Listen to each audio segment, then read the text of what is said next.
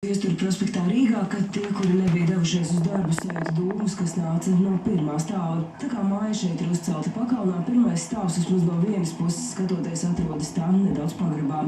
Там вещи валялись, и пожарные приехали, и скорая, и милиция.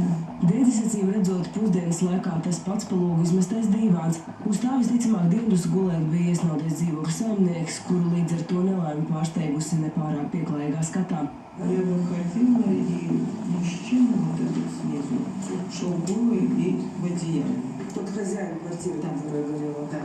Ugunsdzēsēji ziņo, ka no piedomātajām telpām tika izglābti 2 cilvēki. Apmēram 40 gadus vecs vīrietis izglābts caur logu, savukārt apmēram 40 gadus veca sieviete izglābta ar glābšanas maskas palīdzību, izvedot viņu no ēkas pa kāpņu telpu. Izglābtā sieviete bija saindējusies ar dūmiem un tika nodota mediķiem. Mājas vecākais piesakās mūs pavadīt līdz degušiem dzīvoklim, ja no gadījumā mēs paši nomaldāmies.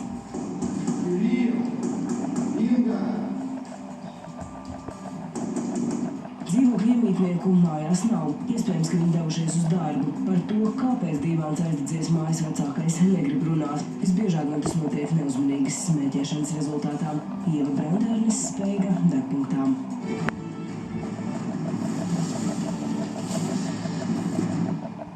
Mūsu nākamajā stāstā par pēdējā laika iespējīgāko glābšanas operāciju Maskavas foršatē. Naktī gandrīz vienlaikus iekritīm policijas iecirknim izcēlušies bīstami ugunsgrēki. Kā pieredzēto atcerās likumsargi un ko stāsta tuvējumā iedzīvotāji, tas viss jau tūlīt. Ap 3 no rīta šī Daugavpils ielas daudz dzīvokļu iedzīvotāju mieru iztraucējis negaidīts notikums. Gaisma tāda atblāzma bija, liela atblāzma bija. Man pagalma, man logi iznāk uz pagalmu taisni. Es no gaismas pamodos. Sāka no tās stūra degt. Jā.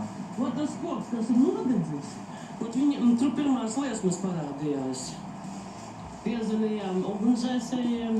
Vienlaikus notikšo pamanījis arī kāds taksometras šofērs, kurš brīdi vēlāk kādā netālā šķērsielā apturējis pretimbraucošo policistu busiņu. Diemžēl konkrētu adresi vīrietis nespēja nosaukt, tādēļ vīri devušies iekškvartālu labirintā.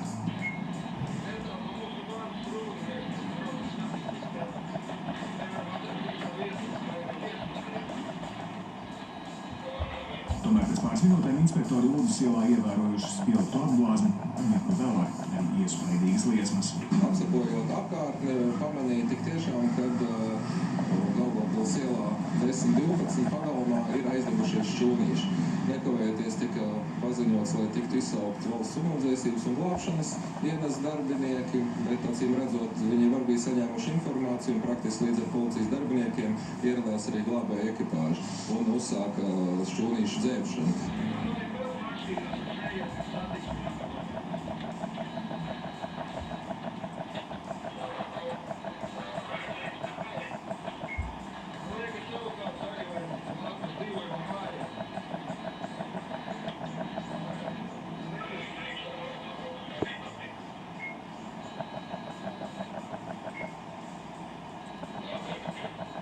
Kamēr ugunsdzēsēji cīnījušies ar liesmām, kas acu mirkli izplatušās aptuveni 150 kvadrātmetru platībā, policisti steigušies pie tuvējo māju iedzīvotājiem, kuri pašu drošības labā lūgti pamest savus mītekļus.